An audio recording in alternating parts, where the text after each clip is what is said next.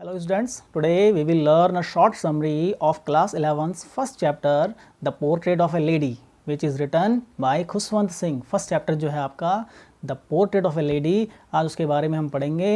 And this lesson is written by Khushwant Singh. ये जो lesson है ये खुशवंत सिंह के द्वारा लिखा गया है. The portrait of a lady. The portrait meaning चरित्र. अगर हम किसी के चरित्र के बारे में बात करते हैं तो उसको हम पोर्ट्रेट करते हैं. And the portraits other meaning is photo frame. Photo frame जो हमारे स्कूल में भी you must have seen that Mahatma Gandhi's portrait, Pandit Jawaharlal Nehru जी's पोर्ट्रेट, डॉक्टर भीमराव अम्बेडकर's portrait. So these are also called portrait. This story is a real account of Khushwant Singh and his grandmother's relationship. Author's grandmother was an old lady, slightly bent, थोड़ा सा झुकी हुई है जैसे बुजुर्ग लोग झुके होते हैं. एंड सिल्वर कलर्स हेयर, उसके जो बाल भी हैं वो सिल्वर कलर के हो चुके हैं. And she had wrinkled face, और उसका जो फेस है वो भी झुर्रियों वाला हो चुका है जैसे कि बुजुर्ग लोगों पे झुर्रियाँ होती हैं. She kept her one hand resting on her waist, उसका जो एक हाथ है वो उसकी कमर पे जैसे बूढ़े लोग रहते हैं. And her other hand telling the beads of rosary. आपने देखी होगी एक माला होती है बुजुर्ग लोगों के पास, उसमें वो मंत्र उच्चारण करते रहते हैं तो ऐसे करती रहती है.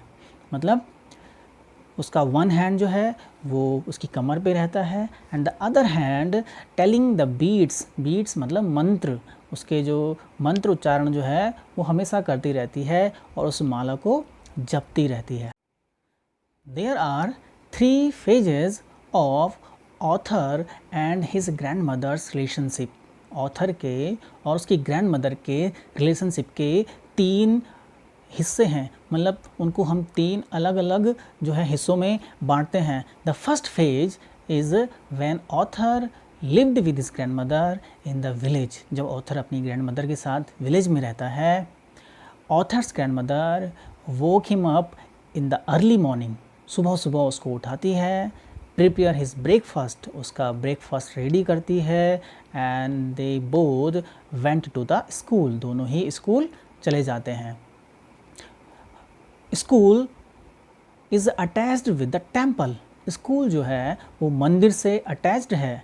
So author went to the school, author school जाता है. And the grandmother sat inside the temple. Grandmother जो है मंदिर के अंदर बैठती है एंड रीड्स द स्क्रिप्चर, और वहाँ पे स्क्रिप्चर पढ़ती है. स्क्रिप्चर्स मतलब धर्म ग्रंथ जैसे गीता, कुरान, महाभारत, वेद etcetera. When they come back home from school, जब वो स्कूल से घर आते हैं, author's grandmother threw chapatis to the village dogs. जो ऑथर की ग्रैंड मदर है वो अपने साथ चपातियाँ मतलब रोटियाँ ले जाए रखी होती हैं उसकी. And she threw chapatis to the village dogs, वो जो है विलेज के डॉग्स को उन चपातियों को देती है. Now the second phase of their relationship starts. अब उनके रिलेशनशिप का, उनके संबंध का दूसरा हिस्सा शुरू होता है. ऑथर्स पेरेंट्स, अब ऑथर के जो पेरेंट्स हैं, मम्मी पापा हैं, दे send for them in the city. वो उनको सिटी में बुलाते हैं. ऑथर के मम्मी पापा शहर में रहते हैं और अब वो सेटल हो चुके हैं. So they send for them in the city, वो उनको सिटी में बुलाते हैं. दो यद्यपि they lived in the same room, अभी भी वो सेम रूम में रहते हैं, अभी भी वो एक ही रूम में रहते हैं. But author's grandmother did not go to school with him, लेकिन अब वो उसके साथ में स्कूल नहीं जाती. This is the turning point of their relationship. ये उनके रिलेशनशिप का टर्निंग पॉइंट है. टर्निंग पॉइंट मीन्स मेन बिंदु.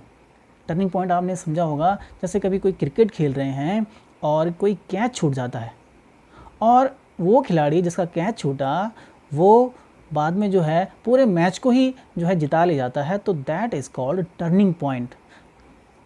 सो this is the turning point of their relationship.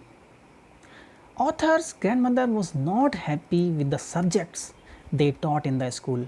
Author की ग्रैंडमदर जो है अब खुश नहीं है उसकी पढ़ाई से, because she did not understand some English words, क्योंकि अब वो इंग्लिश स्कूल में पढ़ता है तो वो कुछ इंग्लिश के वर्ड्स भी नहीं समझ सकती।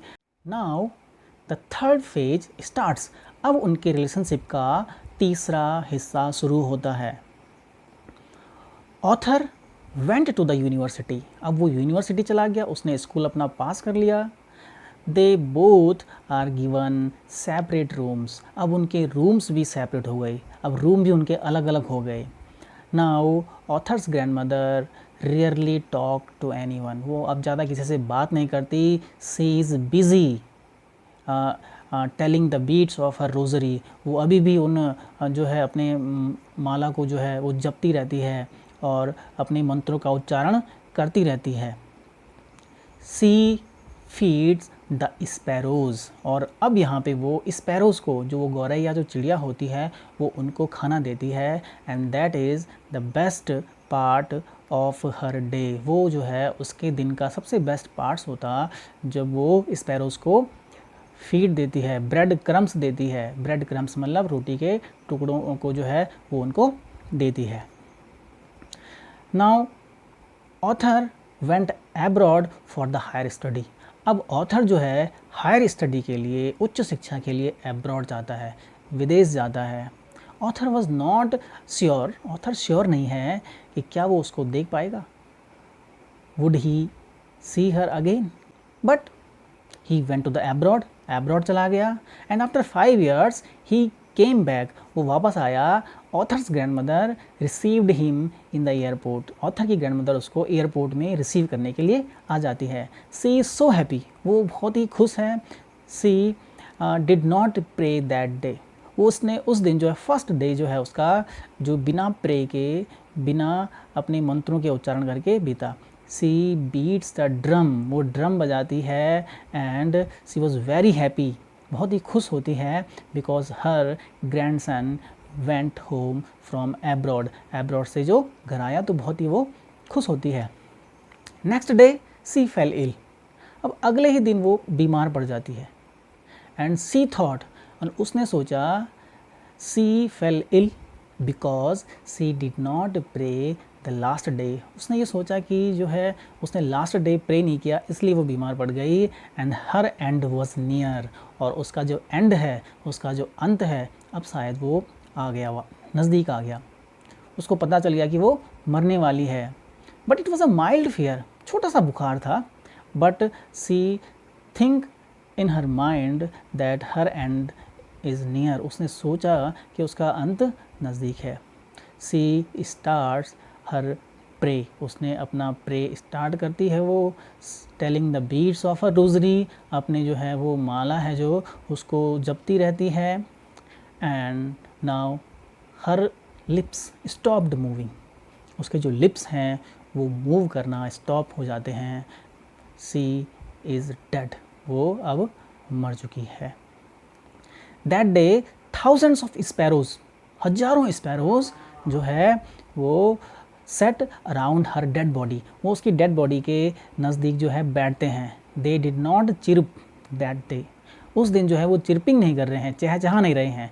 नॉर्मली वो जब उनको डेली जो है शाम को उनको ब्रेड क्रम्स देती थी तो वो चहचहाते थे, ठीक है, कोई उसके सर पे बैठता था, कोई कहीं बैठता था। But now they did not चिरुप, अब वो जो है चिरुप नहीं कर रहे हैं, चिरपिंग नहीं कर रहे हैं।